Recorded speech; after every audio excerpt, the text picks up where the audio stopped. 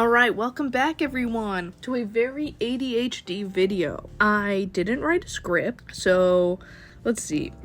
And so I really did just a lot of world building in the month of February on top of writing English papers, so that was fun. I am going to be intermittently coughing, so if you hear weird cutouts, then yes, I'm very sick right now. So the first thing I did was, I really like water-based areas and biomes. I didn't used to when I was younger during a lot of initial world building, but I've kind of found that it fucks. So the basic concept for this is that it's a plateau with a lot of standing ponds of water that are crystal clear.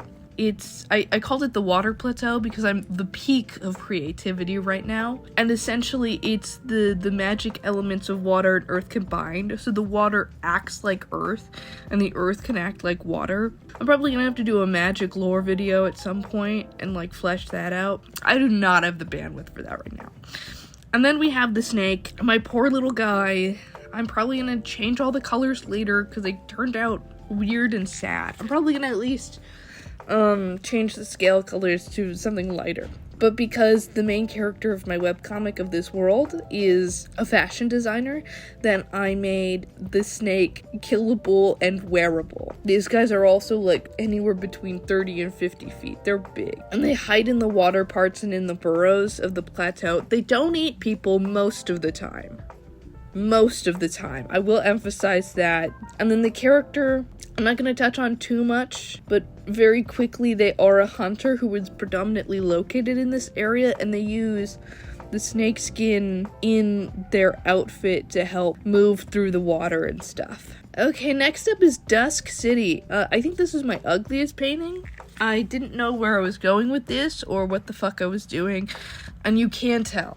I also made so much extra art for this video that it's just not making it in this video, because a lot of this is like only half completed shit. Those little thumbnails are probably going to be relevant in the sister video to this, but what you just need to know right now is that Dusk City is one of the twin cities. There's Dawn City too, but that's not relevant for the webcomic for my guys. That in the center of the city is the fairy tree, and the fairies do live in the tree. It's probably gonna end up being way bigger than that, but the fairy tree is where a lot of mages from the different guilds get their staff cores, and the lights are also used in lantern making and in clothes design because it can be weaved in as like little bells onto clothes, because the little orbs are very, very teeny tiny. And the character, that one is Amir.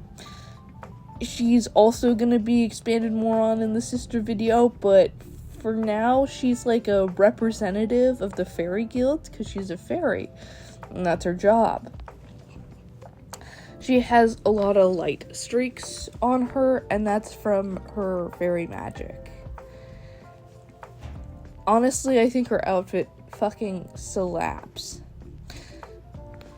Last but not least is gonna be the plains. Again, I'm the peak of creativity.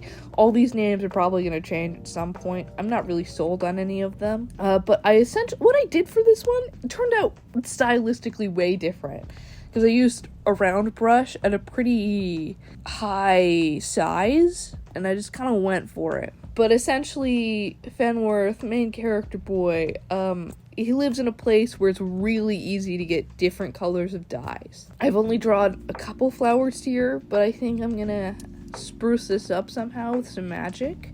And, oh right, the character I drew for this is Smirch, and he's technically like a weapons dealer, but because Fenworth hunts a lot of monsters, he ends up selling off the extraneous components to the guild.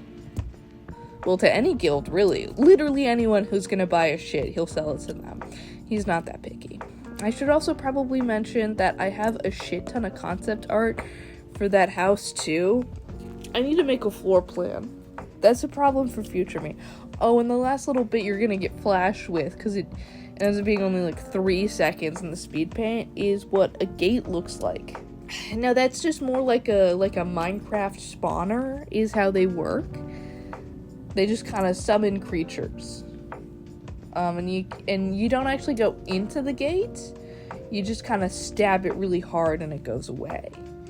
That's the thought process.